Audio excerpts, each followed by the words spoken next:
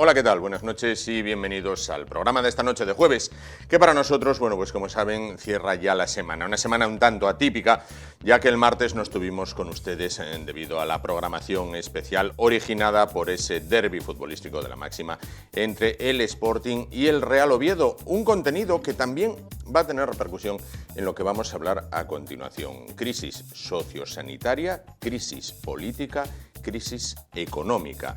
Continúan los rebrotes a lo largo y ancho del mundo, no solo en España, donde también se están produciendo. Si bien el FMI, el Fondo Monetario Internacional, señala a España como la economía más devastada por causa del coronavirus. Y mientras tanto, los rebrotes que se causan, bueno, pues porque no observamos las medidas de distanciamiento, ni observamos el ponerse la mascarilla, muchos de nosotros, ni observamos absolutamente nada de nada de nada. El presidente del Principado, Adrián Barbón, bueno, pues mostraba su malestar recientemente por lo ocurrido en los aledaños del estadio del Molinón, donde cientos de seguidores sportinguistas, bueno, pues se congregaron para seguir más de cerca el derbi que se estaba jugando adentro, a puerta cerrada, entre los dos grandes equipos asturianos, entre el Oviedo y entre el Sporting de Gijón. Bueno, pues ahí, y ahí están las imágenes, no hubo ni distanciamiento social de seguridad, ni hubo mascarillas, ni hubo nada de nada, y por eso el presidente del Principado, Adrián Barbón, da la voz de alarma y dice que así que no, que así que vamos muy mal, ya que esas aglomeraciones de gente, bueno, pues pueden conducir a nuevos rebrotes, a nuevos contagios, a nuevos casos y, en definitiva, a nuevas muertes. Hasta ahí todo de acuerdo, pero a escasos metros de todos esos cientos de personas que estaban viendo el partido muy cerquita de las puertas del Molinón, estaba la policía, y la policía no hizo absolutamente nada por indicarles que se fueran a sus casas, que mantuvieran la distancia social de seguridad. Con lo cual, hay una dicotomía. Por una parte, estáis haciéndolo mal, pero yo tampoco hago nada porque lo hagáis bien.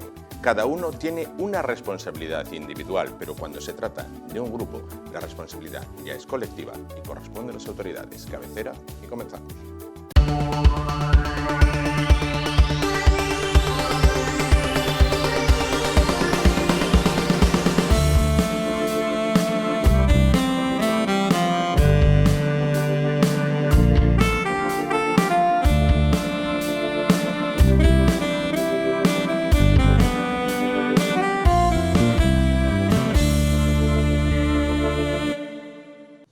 Bueno, pues comenzamos el programa de esta noche de jueves y lo hacemos como es habitual, pues poniéndonos en manos del doctor, en este caso, bueno, pues del doctor Alain Fernández, al cual creo que ya lo tenemos al otro lado de la línea y saludamos. Buenas noches, doctor, ¿qué tal? Buenas noches, Juan. Bien, saludos desde Candás. Ya me ves con ropa de faena, ya no llevo corbata, ya tengo el chip puesto del verano, ¿no? De prevacaciones, quizás. Sí, ahí estoy. Bueno, suerte y que las disfrute muchísimo estas vacaciones. Bueno, vamos a ver, ¿cómo vamos? ¿Cómo hemos evolucionado en los últimos 8 días? Bueno, pues no del todo bien, ¿no? ¿No? Sobre todo por las noticias que estamos recibiendo desde hace ya 10 días de rebrotes, ¿no? No solamente lo de Basurto, sino en diferentes puntos de España, Galicia, en Andalucía, en Madrid también, en Cataluña, estamos viendo rebrotes, ¿no? Y eso significa claramente que, bueno, pues lo que siempre venimos diciendo, que es que el virus sigue presente, el virus sigue entre nosotros y no hay que bajar la guardia. Yo creo que es una cosa que no solamente las autoridades sanitarias, sino también he insistido mucho aquí. Alguna pregunta que me has hecho las pasadas semanas sobre si el virus se debilitaba, para nada. El virus sigue presente y para muestra un botón, o estos botones que estamos viendo de estos rebrotes un poco salpicando todo nuestro territorio nacional. Bueno, parece que se valora, parece que se valora porque hay momentos en los que se afirma, luego se desmiente, bueno, que podríamos volver al estado de alarma si continúan produciéndose esos rebrotes. Por el momento no hay mano dura contra quien incumple la distancia social de seguridad sanitaria o contra quien no usa la mascarilla ni nada. Por ahora se trata de una labor pedagógica de niño, pórtate bien. Sí, pero eso no es suficiente, por lo que vemos, ¿no? Mm. El volver a una fase de alarma, bueno, algunas regiones de España han vuelto a fase 2, sobre todo en Aragón. Las autoridades sanitarias de Aragón han determinado que esos rebrotes les obliga a volver a fase 2.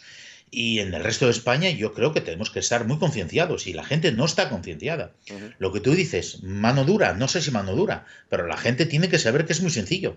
Distancia social de seguridad sanitaria, mascarillas siempre que no podamos mantener esa distancia de metro y Mm. medio nada más, Mm. e incluso en las terrazas, que estamos todos juntitos, Sí. pues mientras no bebamos, no estemos alimentándonos, pues hay que tener la mascarilla puesta. Y eso es una cosa que brilla por su ausencia. Limpieza de manos, yo creo que casi todos ya estamos concienciados en ese sentido, pero el tema de la mascarilla, yo creo que todavía la gente no se lo toma muy en serio. Y puede que haga falta mano dura. No lo sé, yo no soy quien para decirlo, pero si es la única manera que tenemos de aprender, pues a lo mejor hay que hacerlo ya. Ujú. La primera vez, cuando llegó el virus, no vamos a entrar ahora en la guerra de informes de la OMS, si se sabía, si no se sabía, si se dejaba de saber. Bueno, la primera vez creo que pudo cogernos a todos por sorpresa, desde ciudadanos Sí, hasta los gobiernos del mundo entero. Vale. Esta sí, segunda sí. vez no habría excusa. No, esta segunda vez estamos todos advertidos. Todos sabemos dónde venimos. De esa cuarentena larguísima y de qué pasa en algunos países donde no hay cuarentena. Los ejemplos más claros ahora mismo son Estados Unidos y Brasil, ¿no? Mm. Allí la proliferación de la pandemia es realmente espeluznante, es realmente impresionante cómo países tan avanzados, sobre todo Estados Unidos, no ha tomado las medidas suficientes. A lo mejor por orientación de su presidente, que no es muy partidario ni siquiera de ponerse la mascarilla, Mm. no solamente en la Casa Blanca, sino cuando va a mítines, ¿no? Sí. Yo creo que realmente no podemos decir, no, es que no lo sabíamos, ahora estamos todos advertidos, ¿no? Todos Ujú. sabemos lo que significa y todos sabemos lo que puede significar un rebrote. Por lo que dije hace un momento, en Aragón han vuelto a la fase 2 Sí. algunas regiones, algunas zonas, y si a lo mejor hace falta volver a confinamiento, pues, pues puede que sea la única solución, pero no se lo deseo a nadie, ni a mí, ni a ninguno de los que nos está viendo. Por supuesto, por Pero bueno. supuesto. Bueno, vamos con las cosas vistas durante esta semana en prensa para ver si las podemos aclarar un poquito. ¿Disfagia y desnutrición son nuevos síntomas del coronavirus? Bueno, lo primero quiero pedir perdón porque acabo de toser 2 veces Sí. en la mano, cosa mal hecha. Me voy a lavar las manos nada más levantarme, no se preocupen. Hay que seguir tosiendo en la manga.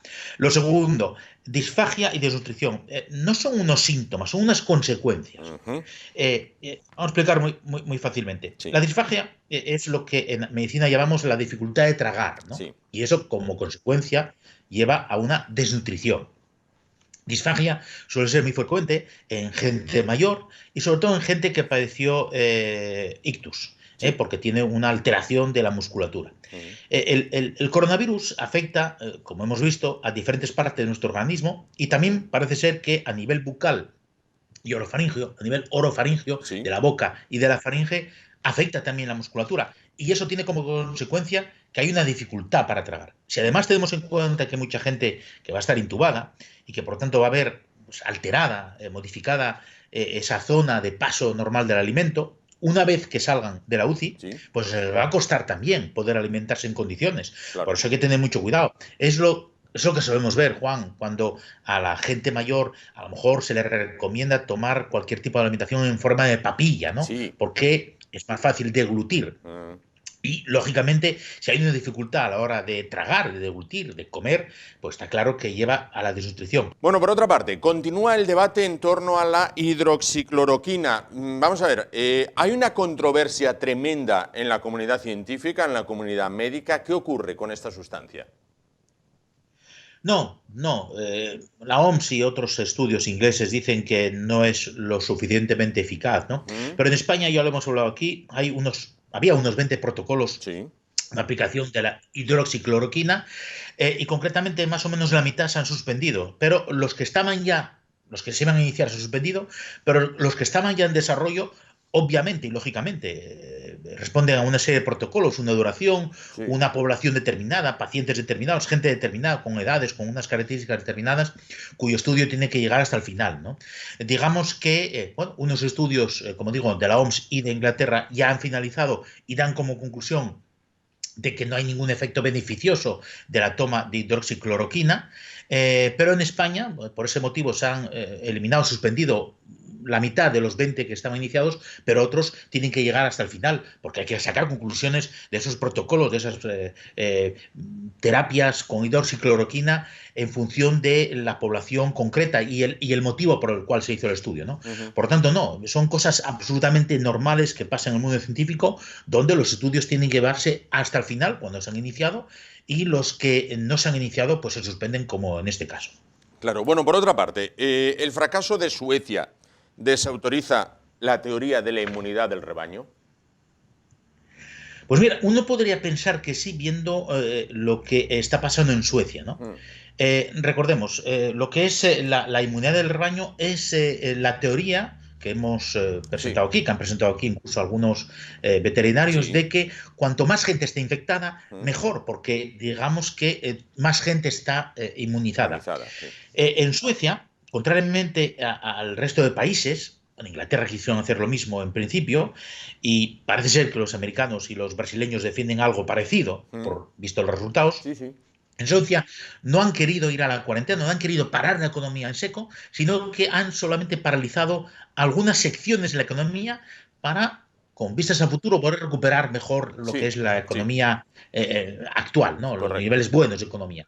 Entonces sí que se ha visto infectada bastante gente, pero realmente las autoridades sanitarias suecas dicen que hay que esperar, que esta manera de enfocar la pandemia, ellos lo ven a un año vista. Veremos a un año vista si la gente infectada en Suecia, por esta teoría de la inmunidad del rebaño, es similar a la infección de otros países que han ido a la cuarentena después de los rebrotes que van a aparecer y que estamos viendo que están apareciendo, ¿no? Por lo tanto, no son dos maneras de enfocar la pandemia diferentes, pero como siempre lo digo aquí, estudios epidemiológicos a largo plazo. Y los suecos es lo que están diciendo. Ellos apostaron por esta vía. Bueno, por otra parte, perdón, Barajas con controles visuales. Las pateras, el contagio viene de fuera tras meses de confinamiento de los españoles. No, no solamente de fuera. Hombre, algunos nos dicen que sí, ¿no? Pero Barajas, los controles son no solamente visuales, hay cámaras térmicas que detectan la temperatura de la gente, ¿no?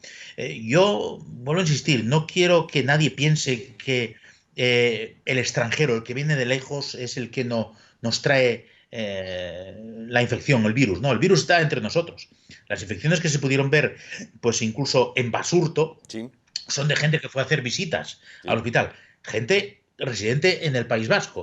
Y en los diferentes sitios pasa lo mismo, tanto en Galicia como en Andalucía. Sí que hay casos donde parece ser que gente que viajó de Brasil o de otros países a España en un momento determinado haya podido traer la infección, pero yo insisto muy mucho, el virus está entre nosotros. La carga viral puede que sea menor que al principio, pero sigue presente. Y por lo tanto hay que seguir con estas distancias sociales y seguridad sanitaria, hay que seguir con las mascarillas, hay que seguir con la higiene exhaustiva, sobre todo de manos, porque el virus está entre nosotros, no ha desaparecido del todo. Hay que pensar también en la gente asintomática. Hay muchos asintomáticos y por tanto por ahí puede ser la vía, ¿no? No hay que pensar que el que viene de lejos o viene de afuera, sea de otros sitios de España o de fuera de nuestro país, pueda ser el que nos traiga la infección. No, para nada. Son datos que existen, en efecto, pero el virus sigue entre nosotros y seguirá hasta que realmente podamos extinguirlo del todo mediante una vacuna o terapias concretas. Claro. Bueno, lo decíamos al inicio del programa, esta semana se jugó el derbi del Sporting contra el Oviedo. ¿Es lógico jugar a puerta cerrada, vale, para evitar las aglomeraciones de gente, y luego hacinarse en los bares y aledaños del estadio para ver el partido? Vaya contradicción, ¿eh? ¿No es cierto? Vaya contradicción, ¿eh? Por cierto, lo primero, enhorabuena al Oviedo. Gracias. El Oviedo necesitaba esos 3 puntos. Gracias como si yo jugase. Bien, pero gracias, así todo. Bien. No, pero bueno, enhorabuena al Oviedo porque han ganado el partido, está claro, en el Sí, Molinón, ¿eh? sí, Y el Oviedo necesita esos puntos muy mucho para intentar salvarse. sí, Bueno, dejemos el mundo del fútbol, sí, o mejor dicho, dejemos el mundo del deporte en sí y sí. vamos al tema de la afición, ¿no? Vamos a ver, son contradictorios. Si no dejamos que la gente vaya a los estadios para no estar hacinado, no estar en contacto, de repente nos hacinamos en bares sin mantener las distancias sociales con la sanitaria, pegando voces por un motivo u otro y por tanto, bueno, pues favoreciendo la propagación del virus en el caso de que lo tengamos, pues son contradicciones. Realmente hay que tener mucho cuidado. Yo creo que la gente se olvida muy rápido de lo que hemos pasado y eso son contradicciones peligrosas, eso está claro. La gente tiene que estar concienciada de que la nueva normalidad tiene estas consecuencias y durante un tiempo, esperemos que corto, tendremos de ser cuidadosos en todos los aspectos y pensar que el virus sigue presente. Es una cosa muy clara y que la distancia social es sanitaria, las mascarillas en sitios donde no podamos mantener la distancia y sobre todo en sitios donde estemos con otra gente, en terrazas o en bares, y la higiene de manos son fundamentales, pero las dos primeras son las más importantes, sobre todo el tema de la mascarilla. Por lo tanto, son contradicciones que en nuestra sociedad están presentes y que realmente poco podemos hacer si la gente no tiene esa conciencia o no tiene interiorizado que la mejor manera de luchar es protegerse y proteger. Claro. Leía el otro día una publicación en una red social, en Facebook, vamos, para ser más concretos, que decía: si te molesta la mascarilla, no sabes lo que te puede llegar a molestar el respirador. Es así. Sí, sí, es muy cierto. Alguna gente también, alguna persona dijo, y no sé si compañeros míos, que lo mejor era hacer un tour por las UCIs para ver lo que significa estar en una UCI, ¿no? Sí. Para ver lo que significa y para ver directamente lo que se padece en una UCI. Sí, está claro, esa campaña está muy acertada, pero esperemos que realmente llegue a la mente de la gente, que se den cuenta. Vemos imágenes en televisión de lo que es estar en una UCI, sobre todo no solamente con el respirador, sino boca abajo. Sí. Son posiciones muy llamativas. Vemos gente que sale después de 90 días del confinamiento, gente que tiene que recuperarse totalmente, absolutamente, porque el hecho de estar 60, 90 días, o incluso la gente que esté en casa, que sabe lo que es estar una semana encamado por una simple fiebre, pues imagínense lo que significa estar 2 o 3 meses encamado, sin tener conciencia de lo que te está pasando y con lo que eso significa de pérdida de masa muscular, de pérdida de algunas posibilidades de deambular, de hablar, de deglutir, como dijimos al Sí, principio. sí. Estamos hablando de una cosa muy grave. Por lo tanto, la mascarilla ante todo y evitemos el respirador, por supuesto. Claro. Bueno, doctor, llegamos al final. Me decía, se va usted de vacaciones, bueno, pues vacaciones tremendamente merecidas y necesarias, totalmente para despejar, para descansar, sin duda. Déjeme decirle una cosa, ha sido fantástico, maravilloso y un lujo poder contar con usted todos estos jueves, desde allá por el mes de marzo, cuando todo esto comenzó, a mediados, finales de marzo, cuando se desató la que se desató, cayó la que cayó sobre España. Fantástico contar con usted todos los jueves aclarándonos conceptos como esta palabra tan difícil, hidroxicloroquina, insistiéndonos en la distancia social de seguridad sanitaria, en el uso de la mascarilla, aclarándonos conceptos buenísimos. Bueno, gracias, de verdad, por haber estado con nosotros. Esperamos, a vuelta a vacaciones, poder verle, ya sea en una colaboración puntual en este programa o en el programa, bueno, ya específicamente en el programa que aborda la medicina, que es un tema que ahora más que nunca creo que interesa pues a todo el mundo, ¿no? Ponerse en manos de los profesionales sanitarios y no acudir tanto al doctor Google, porque quizás el diagnóstico que nos dé el doctor Google pueda ser peor el remedio que la enfermedad. Antes de despedirnos, quiero hacerle una pregunta. Vamos a ver. Se va de vacaciones, al igual que se van a ir muchos de los asturianos que nos están viendo. ¿Alguna recomendación básica para este periodo de vacaciones en el cual va a haber más terraza, va a haber más cañitas, va a haber más piscina, va a haber más playa, va a haber más calor humano? sobra la ropa y entra el calor. No lo sé. Primero, gracias por estas palabras, no sé si merecidas, Sí. pero que te agradezco muchísimo, Juan. A ti y a toda la gente que trabaja ahí en esas Asturias. Ha sido un placer estar aquí todos estos jueves, pues intentando aclarar y orientar a la gente humildemente desde mi punto de vista como médico sobre lo que hay que hacer para enfrentarse a esta pandemia. Y luego, lo único que puedo recomendar a la gente en esas vacaciones es que disfruten. Mm, Que disfruten, pero con cabeza. mm, Con estas 3 reglas que hemos insistido semana tras semana: la distancia social de seguridad sanitaria, la mascarilla y la higiene de manos. Eh, es lo fundamental para saborear la vida. Porque la vida, y lo hemos visto en este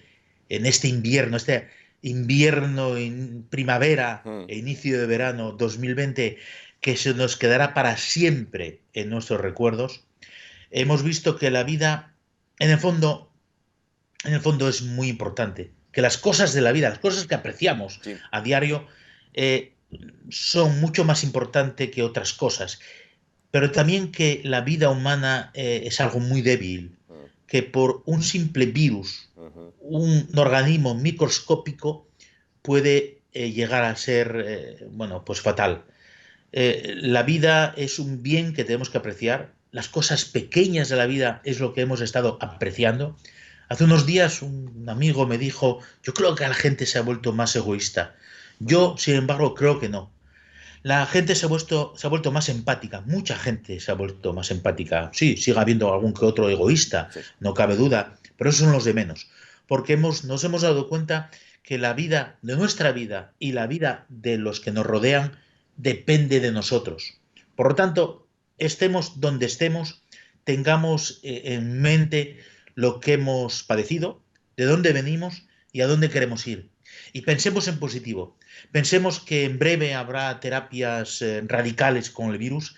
Pensemos que habrá antivirales, pensemos que habrá vacunas y que el año 2021 será mucho mejor, pero un año donde habremos aprendido mucho sobre cómo prevenir y sobre cómo, bueno, pues agradecer a la gente que se dedica al mundo de la sanidad, al mundo de la alimentación, al mundo de la seguridad, a todos esos que han estado en primera fila durante estos meses, saber apreciar lo que han hecho por todos nosotros y lo que seguirán haciendo, pese a quien pese y venga lo que venga. Realmente yo quiero agradecer a toda esa gente que estuvo en primera fila, a todos los ciudadanos y ciudadanas que han estado en casa confinados, a los que cumplen, a los que seguirán cumpliendo y a los que no, pues decirles que hay que cumplir, porque ante todo somos seres humanos y nuestra vida es única e irrepetible. Así que a disfrutar, a vivir, pero siempre con cabeza. Por supuesto, pues con esa reflexión nos quedamos. Doctor, muchísimas gracias de nuevo y nos vemos, sin duda, y esperamos verle, bueno, pues más cerca, no a través de la pantalla, sino aquí en persona, en el plató. Muchísimas gracias por estar con nosotros y felices Gracias a vacaciones. vosotros y saludos desde la costa candasina, que está últimamente maravillosa. Preciosa, sin duda. Gracias. Bueno, pues ya lo vieron, son las palabras del doctor Alain Fernández.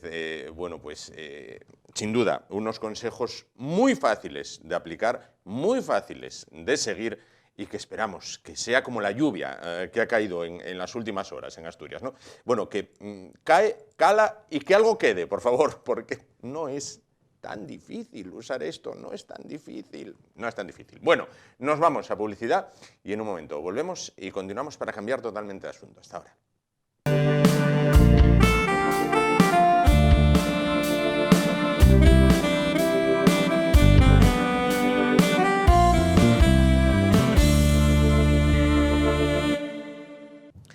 Bueno, continuamos el espacio esta noche. Y decían el otro día en el programa de esta casa, en Asturias Escultura, en la agenda cultural, que ya ha comenzado la apertura, ya se pueden visitar, bueno, pues los monumentos prerrománicos dentro de esta desescalada progresiva de las personas y las cosas en el Principado de Asturias. Bueno, pues para tener una foto fija más concreta de lo que es el prerrománico en nuestra región, bueno, pues vamos a acudir esta noche a quizás una de las personas que más sabe acerca de este tema. Se trata del profesor de Historia del Arte de la Universidad de Oviedo, Lorenzo Arias Páramo. Lorenzo, ¿qué tal? Buenas noches. Hola, buenas noches. Muy Bueno, bien. pues ya con el prerrománico de apertura o de reapertura, bueno, pues aquellas personas que nos visiten, los que ya con el fin del estado de alarma, que ya se puede viajar entre las comunidades, o aquellos que vivimos aquí y decimos, bueno, este año nos quedamos de turisteo por casa, ¿qué vamos a poder ver? ¿Cómo reabre el prerrománico? Pues evidentemente San Miguel del Illo ahora mismo se ha convertido en la joya a, a visitar, ¿Mm? porque con el fin de la restauración de las pinturas murales y también de elementos decorativos pues espléndidos que tiene, como son las basas, como son las celosías, pues ahora se ha convertido realmente en una visita obligada, obligada para todo aquel que venga tanto de fuera como del interior, como de nuestra provincia, Claro, porque claro. está muy cambiado el interior, para bien, además, y, y por fin tenemos una iglesia de la categoría que tiene San Miguel del Illo, con unas pinturas excepcionales, ¿Mm? pues perfectamente ya en posición de revista, ¿no? Claro, Podríamos decir. claro. Es una satisfacción, ¿no? En este sentido. Ahí en San Miguel del Illo, ¿se ha hecho todo lo que se debía hacer o todavía quedan cosas pendientes?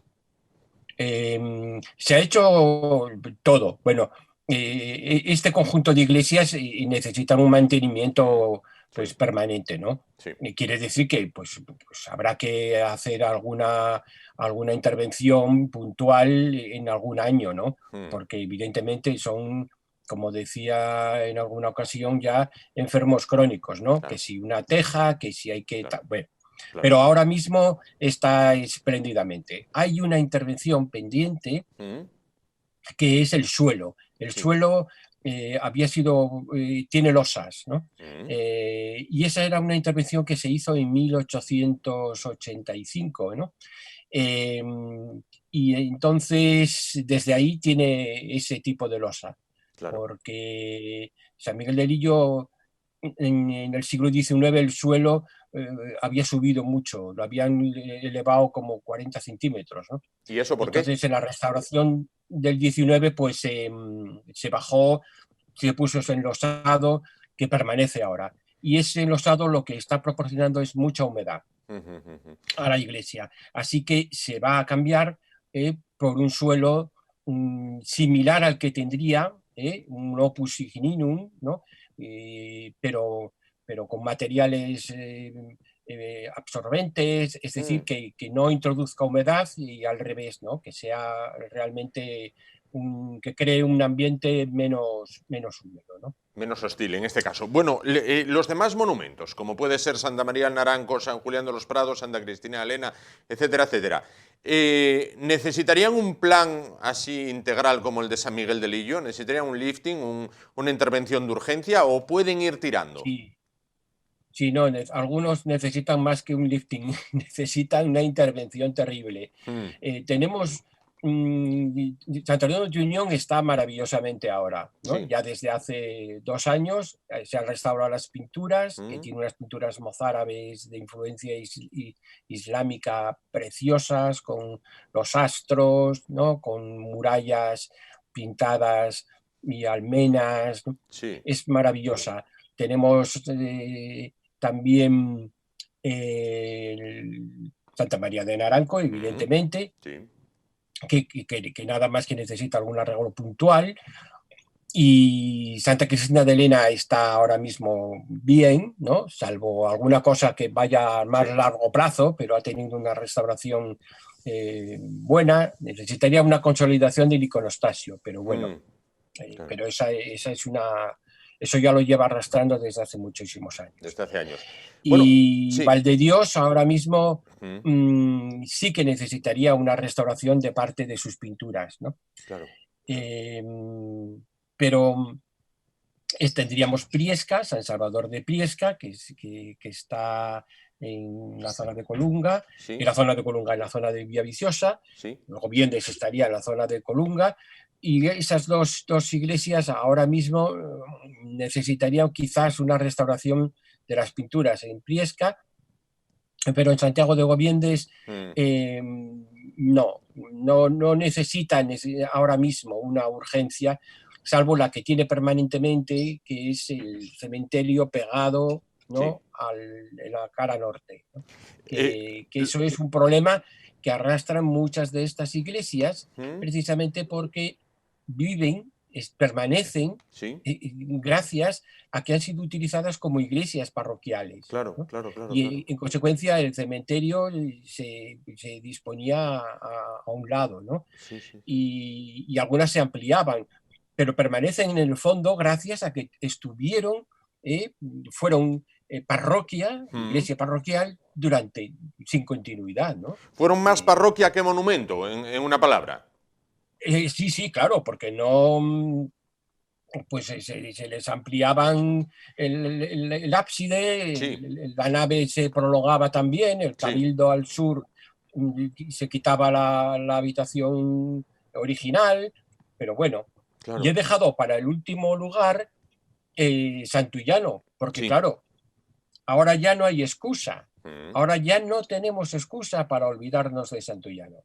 Santullano es la iglesia que necesita que urgentemente, independientemente además de que el bulevar se vaya a construir o no se vaya a construir.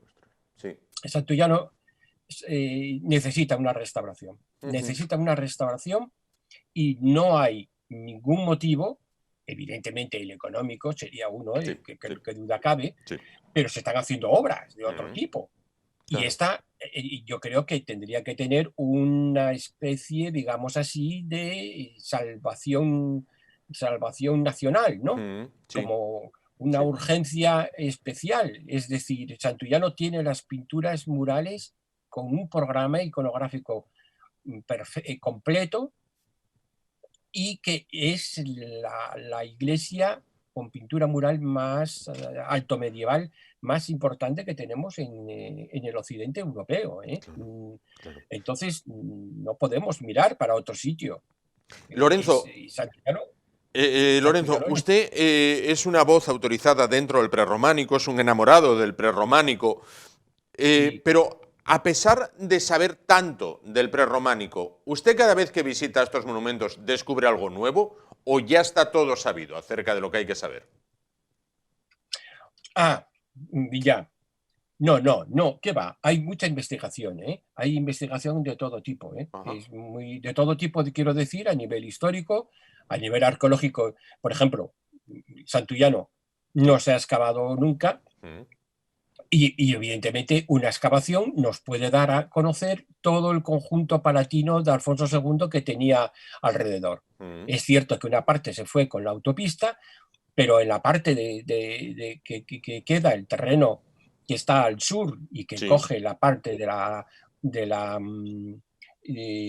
fábrica de armas, pues ahí si se excava, y tendrá que excavarse antes de hacer nada, pues aparecerán restos del conjunto palatino de Alfonso II. Claro. Y que ya nos lo dicen las crónicas, pero las crónicas del ciclo de Alfonso III de la época.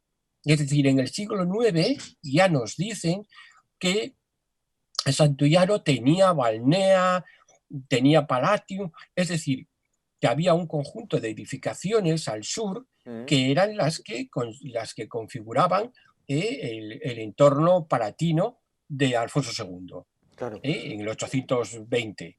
Es decir, y hay mucha investigación también a nivel histórico. Esa, a nivel arqueológico, nos da más información sobre cómo después. Hay otra investigación muy importante, que es el territorio en la Alta Edad Media. Sabemos que había aldeas, sabemos que había en el conjunto, además, del entorno de Oviedo. Sabemos también que, claro, ahora conocemos las construcciones de la monarquía, pero quedan las construcciones del pueblo llano, digamos así, ¿no?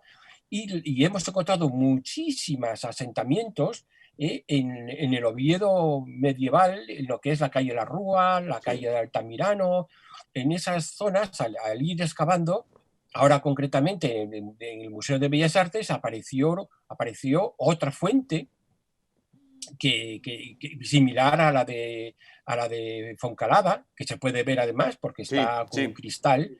Es decir, que continuamente, bien porque la arqueología nos da nutrientes para que nosotros después, digamos así, digerirlos, triturarlos y darles una característica, una interpretación histórico-artística, ¿no? Claro. Pero después, por ejemplo, ahora estoy embarcado en una investigación muy Sí. interesante Ajá. sobre la construcción, cómo se construía en la Alta Edad Media, y la conexión que tiene con la Alta Edad Media en el resto de la España, ¿no? Es decir, de la meseta del Duero, y hemos encontrado nexos, conexiones muy interesantes, ¿no? Ujú. A nivel de geometría, de sistemas constructivos. Es decir, que es, hay que tener una visión que trascienda no quedarse ensimismado viendo Santa María de Naranco, Claro. sino comprendiendo que ese esfuerzo, ese grado de inteligencia arquitectónica, ¿no? De salto cualitativo en las técnicas, Mm. es porque detrás hay un conocimiento, y ese Claro. conocimiento tiene que expresarse en otras, no surge por generación espontánea, tiene que rastrearse sus antecedentes, y se encontrarán seguro en otras edificaciones que encontremos, ¿no? Porque Quería constantemente preguntarle, están apareciendo. Quería preguntarle una cosa, Lorenzo. Quizás sea una barbaridad lo que le pregunto, quizás no, no lo sé, o quizás podría llevarnos a un debate mucho más largo. Con el tema de San Sí, Julián de los Prados, con el tema de Santullano, la cercanía a la autopista, el bulevar, el no bulevar, la losa, no losa, la nueva entrada por la fábrica de sí. armas de La Vega, o no, o sí, o no sé. Bueno, en ese veremos, en ese tira de afloja con los terrenos. Vamos a ver. ¿Sería completamente desechable hacer como se hizo en Egipto con los templos, que para la construcción de la presa de Asuán se desmontaron pieza a pieza y se volvieron a montar?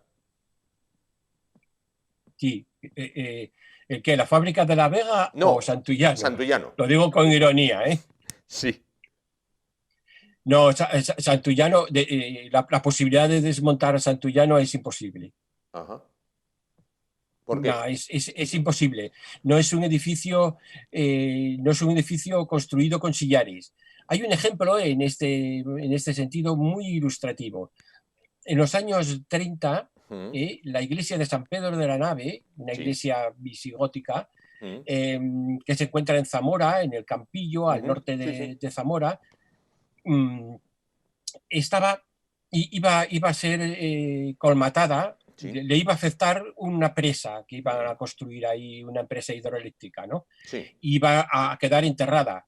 Evidentemente, esa iglesia estaba ya reconocida, alto medieval, muy buena, Mm, muy interesante, absolutamente un ejemplo de construcción alto medieval, y entonces se hizo el traslado, pero era todo sillares, mm, estaba construida con sillares. claro. Y entonces se desmontó piedra a piedra, Mm, bajo la dirección de Manuel Gómez Moreno y Alejandro Ferrán, un arquitecto que después estaría restaurando Santa Cristina de Elena después de la guerra, mm, y hizo el proyecto de la Cámara Santa.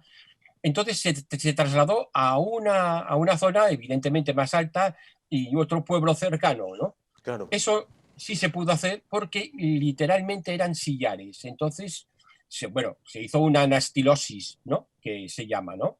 Y es decir, bueno, un proyecto, bueno, en fin, se dibujó, se fotografió y se pudo hacer. Santullano es imposible. Ajá, Es claro. imposible. Es decir, necesitaríamos la maravillosa pala que utiliza Superman en sus cómics, ¿no? Y que Sí. coge Coge. una rebanada de una plaza, por ejemplo, como Sí, todos lo hemos visto, y la sí, manda a otro lado. sí, O sea, claro. es imposible. Correcto. Y además hay soluciones nada, digamos así, surrealistas en Mm, ese sentido, como es la intervención de cruzar en un giro de 90 grados la autopista por la nave sí, de Ildefonso Sánchez del sí, Río, sí, ¿no? sí, sí, sí, sí, sí. Y volver, porque hay soluciones perfectamente. Soluciones hay, faltan voluntades y faltan dineros, que eso ya Y falta, serán, y falta voluntades, claro. efectivamente, Es serán. decir, ahora mismo estando La Vega, Mm, estando la fábrica de La Vega así, en un impasse en el cual el Ministerio de Defensa todavía no ha solucionado o mm, mm, no ha tramitado los cauces apropiados para un entendimiento con el ayuntamiento sobre la fábrica, independientemente de la fábrica, cómo se encuentre ahora, se puede hacer, se puede hacer el bulevar. ujú, claro. No hay ninguna dificultad. Es Ujú, decir, no necesitamos ahora mismo que saber qué va a pasar con la fábrica de La Vega. El bulevar podía haber ya empezado claro. y no hay ningún problema con él. Entonces, lo que yo digo es que son tres elementos que van a tener una unidad, pero probablemente yo ya no lo vea. Yo estoy convencido de que eso ya va a ser imposible, ¿no? Bueno, vamos a ver. Entonces, la fábrica de La Vega por un lado, Sí. la autopista por otro, Mm.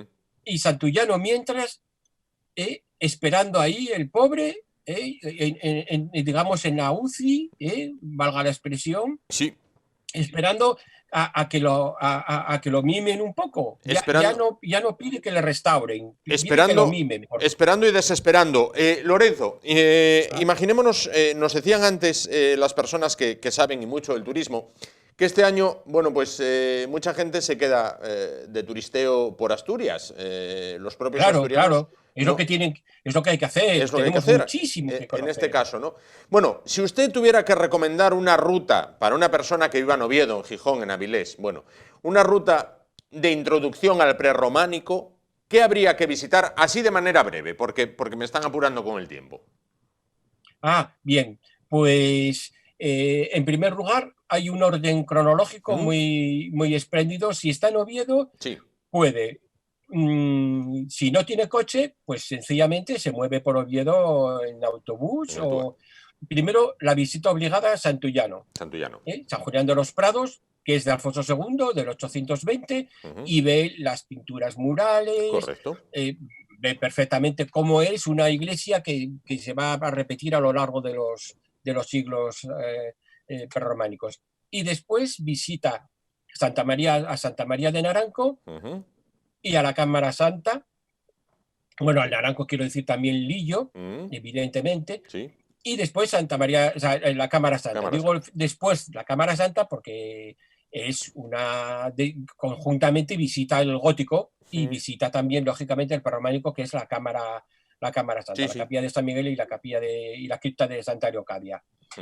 Mm, Y después, pues hay una visita espléndida saliendo de Oviedo y yendo a Santianes de Pravia, sí, sí, ¿eh? Cuna de la monarquía. sí. En Santianes de Pravia, a partir del 1 de julio, y gracias a la Fundación Valdesalas Mm, y al alcalde del ayuntamiento de de Pravia, Pravia, pues sí.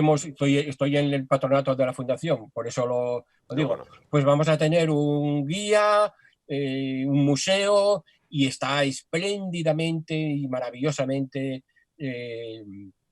la visita a la cuna de la monarquía en Santianes de Pravia.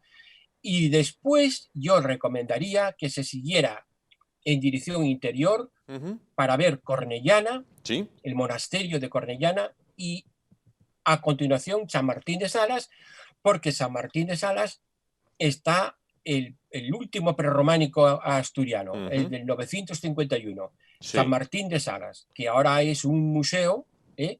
Sí.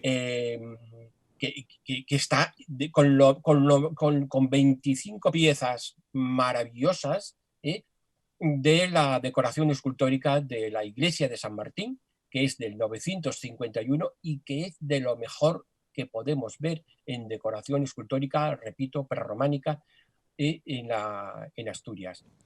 Me queda Valdedios, sí, pero ese ya sería el segundo día, porque el primero repetirían al verlo, porque de la maravilla que van a ver, y entonces ya podían coger la mañana del siguiente día y visitar entonces Valdedios, visitar la villa de Nuestra Sidra, ¿no? Villa Viciosa. Sí, sin el duda. Monasterio Sin duda. de Valdedios. Pues Lorenzo Arias Páramo, profesor de Historia del Arte de la Universidad de Oviedo, muchísimas gracias por atendernos, por darnos esta pincelada con ese redescubrir el prerrománico. Bueno, pues aquellas personas que lo conocen, redescubrir. Aquellas otras personas que este año, por las características especiales que presenta el verano en lo económico, en lo social, en lo que tiene que ver con la salud, pues vayan a decidir quedarse en Asturias, pues, oye, ¿que se puede ir a la Feria Muestras? Sí, pero que se puede ver también el prerrománico y disfrutar un poquito de ello y acercarse, y si se tienen críos, pues que vayan viéndolo, ¿no? Hay circuitos con autobús, además. Claro,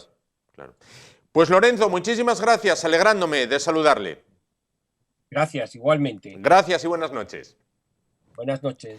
Bueno, pues ya lo saben, pueden acercarse al prerrománico, que si conocen del mismo, siempre les sorprenderá con algo. Y si no lo conocen, bueno, pues tienen una joya de la arquitectura europea de los siglos de la Edad Media muy cerquita de casa. Nos vamos a publicidad, en un momento volvemos y vamos ya rematando el programa de hoy. Hasta ahora.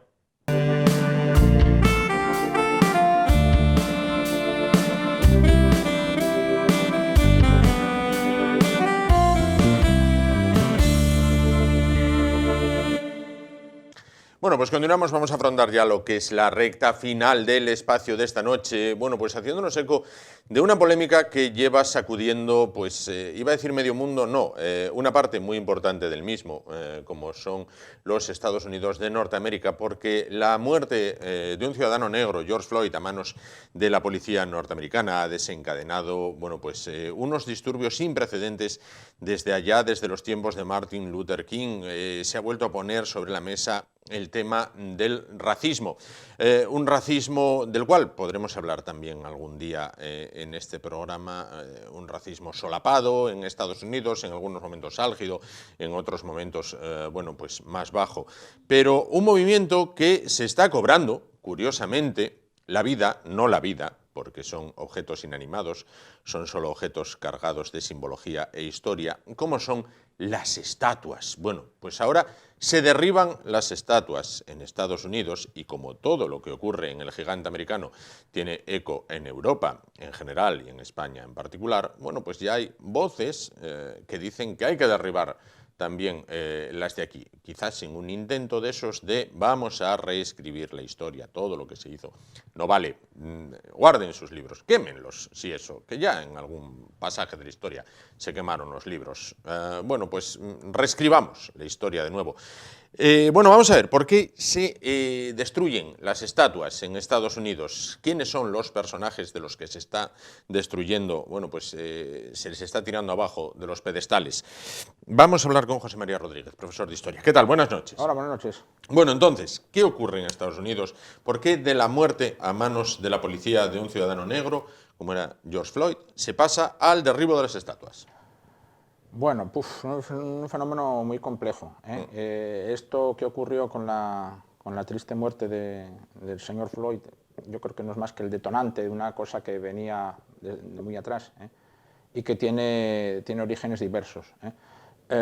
A ver, es la manifestación, bueno, de la reacción contra ese racismo estructural que lleva acompañando a Estados Unidos desde su fundación. Eso es en parte verdad, ¿eh? Pero también hay un movimiento que no solo es patrimonio de Estados Unidos, digamos que es de todo el mundo occidental, ¿eh?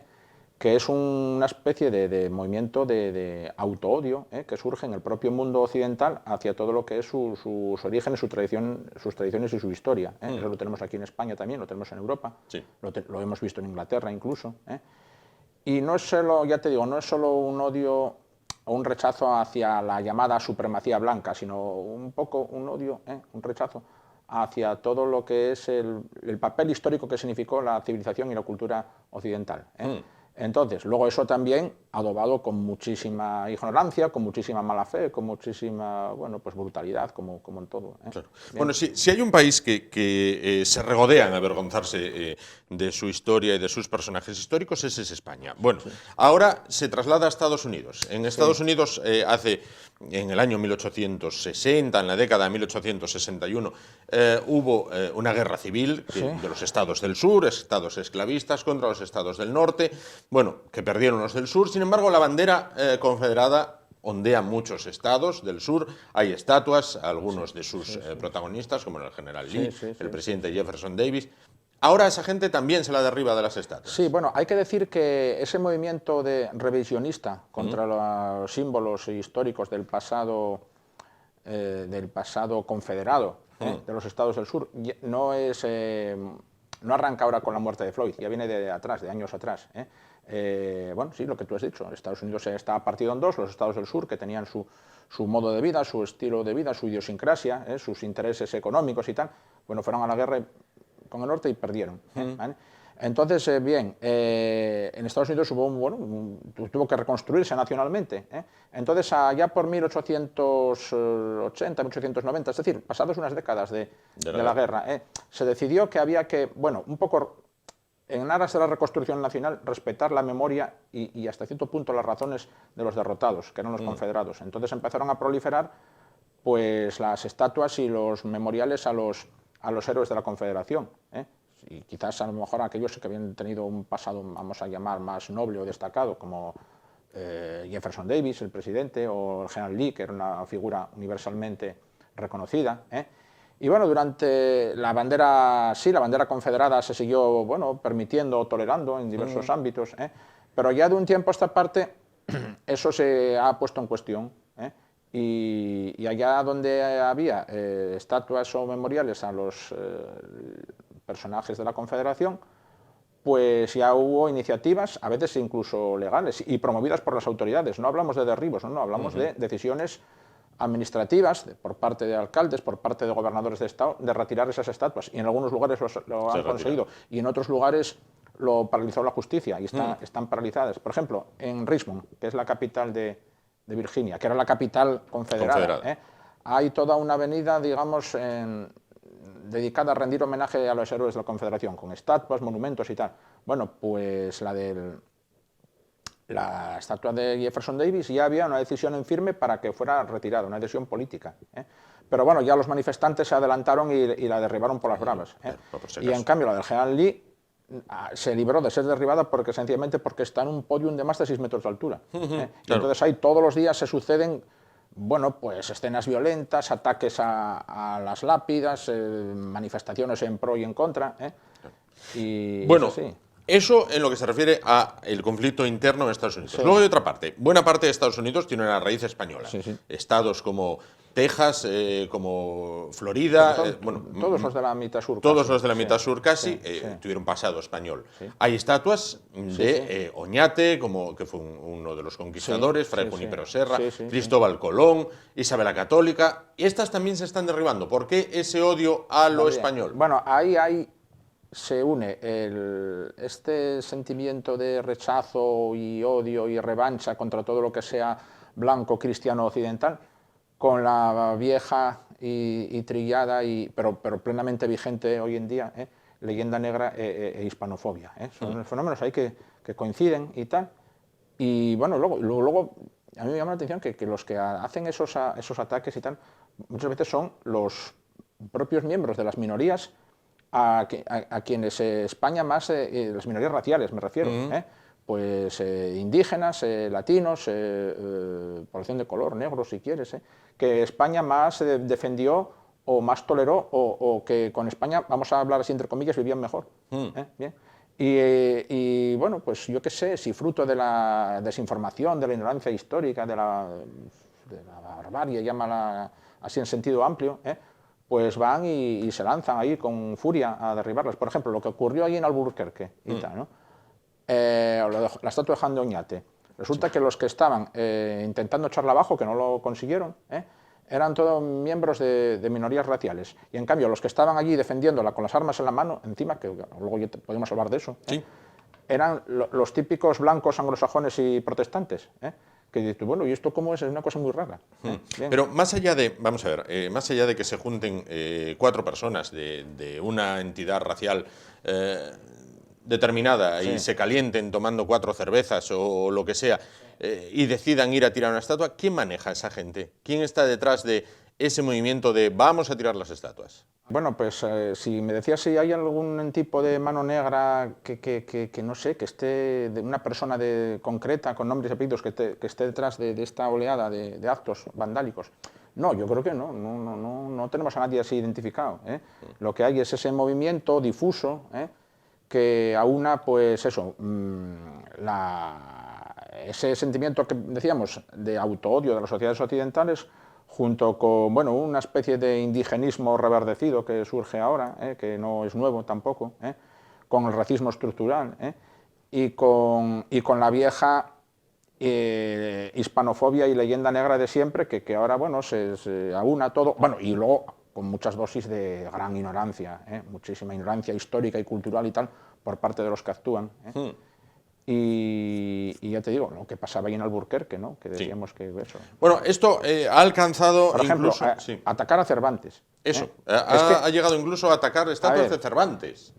Yo tengo, bueno, podemos tener sobre toda clase de dudas sobre los que atacaron a Cervantes, tendrían idea realmente de quién era Cervantes, de dónde viene. Para ellos igual era, yo qué sé, un colono irlandés. A eso voy, a que es difícil pensar que 4 se calienten en un parking tomando cervezas o en un bar y digan, venga, a por la estatua. Ya. Esto tiene que haber un movimiento que le sostenga y diga, ahora esta, ahora la otra. Para ellos, porque esta sí, la otra no. Cervantes como mucho era, yo qué sé, un blanco cristiano europeo. Con eso ya cumple. Ya cumple los bueno. requisitos. Y una cosa puesta ahí por el gobierno, por las autoridades. Es también un movimiento de rechazo así de la autoridad per se. Como todo lo bueno, como todo lo malo, da el salto del océano. Igual que la Coca-Cola, igual que las hamburguesas, dan el salto del océano desde Estados Unidos hasta Europa y se llega, por ejemplo, a Inglaterra, donde quizás su personaje más destacado del siglo XX, Winston Churchill, también hay que tirarle la estatua abajo, ¿no? ¿Por qué Churchill tiene que ser la estatua derribada? Hombre, Churchill es el gran héroe de la historia británica, para mí, para mí es una figura histórica admirada, y eso que yo a los ingleses no les tengo en gran estima, pero bueno, a Churchill sí, de todos los tiempos, bien. Entonces, claro, atacar a Churchill es atacar al símbolo del triunfo de la supremacía, en este caso británica, anglosajona, pero por parte de aquellos mismos que a veces son ingleses. Lo que pasa que, bueno, esa especie de suicidio cultural que aquí en Europa tenemos. Vamos más cerca, vamos a España. Luego también está el asunto de querer juzgar con las normas morales que nos estamos poniendo hoy en día, que yo no estoy muy seguro de que sean las correctas y tal, hechos y figuras del pasado sacándolas de su contexto. Que Churchill tomó decisiones que implicaron la muerte de miles de personas. Hombre, claro, ¿no? Porque un dirigente de un país en guerra, habría que juzgar a Churchill por crímenes de guerra, por los bombardeos sobre las ciudades alemanas en Dresde y todo esto. A lo mejor sí, si nos ponemos exquisitos, ¿entiendes? O por lo que pasó en la India en el pasado colonial, pues a lo mejor también. Lo que pasa es que empezamos así, entonces no dejamos libre de culpa a nadie hasta Ramsés II, ¿entiendes? O primero. Bien, por otra parte, vamos ya a España, porque esto también llega a España. Bueno. Ada Colau hace tiempo dijo, le quito la calle a Cervera porque era un facha. Ahora en Barcelona también quieren quitar la estatua de Colón, quizás la estatua más famosa de Colón que hay en el mundo. Sí. Bueno, eso es lo mismo de antes. Es una mezcla, en caso de Colau, que decías tú lo de Cervera y tal, de mala fe, sectarismo, ignorancia histórica también, porque ella no sabe realmente quién era Cervera, ni lo que es ser facha, ni el fascismo, ni cuándo empezó el fascismo, ni dónde, ni nada. Bien, eso estoy absolutamente seguro. Y luego con lo de Colón, decir que, bueno, pues ahí en Cataluña hay un ecosistema muy especial. Estos que quieren cargarse a Colón ahora son los hijos, los nietos, y algún abuelo habrá, de los que en los años 80 se quemaron la Carabela Santa María, la réplica, claro, que estaba allí anclada en el puerto de Barcelona a pocos metros de la estatua de Colón. Porque para ellos, ¿qué? Colón era el símbolo de la España grande, de la España imperial, de la España poderosa y tal, pimpa. Entonces, bueno, a la estatua no llegaron, pero a la Carabela, como era de madera y estaba allí en el muelle, pues nada, y era fácil de quemar, pues la quemaron. Y bueno, yo pude verla todavía cuando era un niño, pero fue un recuerdo de estos que dices tú, ahí me quedó. ¿Este revisionismo histórico tiene pinta de acabar o esto va para largo? No, esto tiene pinta de que se va a autoalimentar, y luego encuentra seguidores. A ver, como caminamos hacia una sociedad cada vez más fragmentada y más ignorante, pues cuanto más ignorantes haya, por más que nos esforzamos los que queremos divulgar la historia de tal, pero nuestra labor cae en saco roto muchas veces, pues esto se nutre de la gente ignorante, y de la gente inculta y la gente bárbara, que yo con tristeza veo que cada día va en aumento. Claro. Bueno, Estados Unidos a día de hoy, ¿podemos decir que es un país racista? En buena medida sí, yo tengo que decirte que sí. Y hay un racismo que tiene muchas facetas.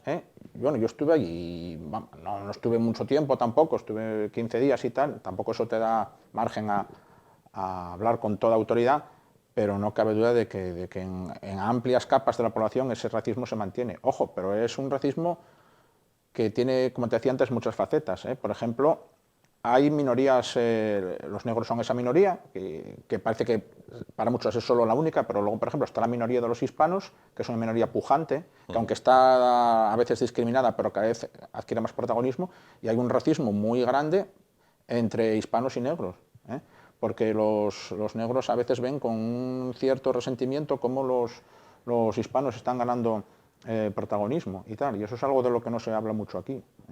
Claro. Bueno, pues ya conocemos un poquito más de estas estatuas que se están derribando a lo largo y ancho de Estados Unidos en general, y que ya en algún momento, bueno, pues dan el salto hasta Europa e incluso, bueno, pues lamentablemente hasta España, donde también hay intentos de derribar, bueno, pues alguna de ellas. Lo malo siempre se extiende, ya se vio con el coronavirus, que se extiende muy rápido. Bueno, pues la ignorancia también se extiende de una manera, bueno, pues también tremenda. Algún día vamos a hablar de Jesse Owens. Sí. Jesse Owens, sí. El atleta norteamericano que en las Olimpiadas de Berlín, bueno, pues saltó a la fama por romper todos los récords de las barreras, pulverizar los récords, y cuando fue a recoger la medalla, el dictador de Alemania, Adolf Hitler, bueno, pues abandonó la tribuna para no tener que darle la mano a un negro. Eso todos lo sabemos. Aparece en todos los libros de historia, como, bueno, pues el germano, en este caso, decidió irse del estadio antes de tener que darle la mano a un miembro de una clase inferior, decía. Bueno, los comparaban prácticamente con animales, a los negros. ¿Pero qué le pasó a Jesse Owens cuando volvió a Estados Unidos? Que todo el equipo olímpico americano, ganador, bueno, formado en buena parte por blancos, fue recibido y felicitado por el presidente Roosevelt, pero Jesse Owens no fue recibido, o al menos no fue recibido en público por el presidente. ¿Por negro? Por negro, claro, porque estaba avergonzado. Porque había enseguida elecciones elecciones presidenciales, y entonces, por lo visto, a Roosevelt le daba mala fama o mala imagen ser visto en los estados del sur dando la mano a un negro. Y entonces eso, para evitar esa propaganda que él estimó negativa, pues no se quiso hacer la foto con Jesse Owens tampoco. Mira, Jesse Owens, no le dio la mano a Hitler, no se hizo la foto a Roosevelt, un poco más y no hay dónde cenar en casa. Bueno, muchísimas gracias por estar con nosotros esta noche. Como gracias también les damos a ustedes y les recomendamos leer, que quizás sea leer y viajar, que quizás sea el mejor antídoto contra la ignorancia y contra todas estas cosas que ocurren. Lo de viajar este año va a ser más difícil, pero lo de leer puede estar prácticamente al alcance de todos. Solo hay que querer. Gracias por su atención, buenas noches, volvemos el martes. si el fútbol lo permite. Hasta entonces, gracias por su atención.